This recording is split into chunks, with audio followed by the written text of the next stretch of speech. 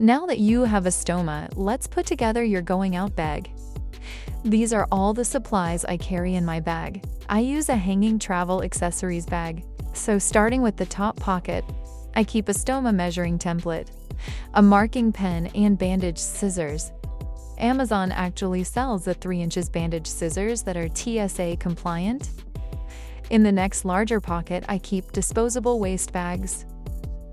I buy mine from Amazon because I like that they are discreet. Next is your appliance. The rule of thumb is 3 more than you think you need. Normally, I carry 5, but I have not restocked yet this week.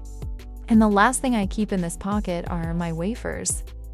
I find this helps me stay organized.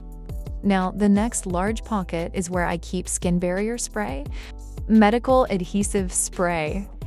I also have stoma powder and stoma paste. I don't use paste, but I carry it just in case. Next are my adhesive remover wipes. I use IE Solve that I buy from Amazon.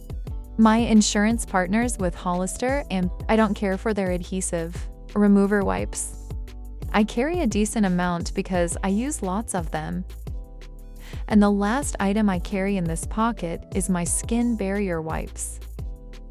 Again, this method just helps me to feel organized. There is no right or wrong way, whatever works for you. In the last small pocket, I carry things such as my barrier strips. I also carry an appliance clip.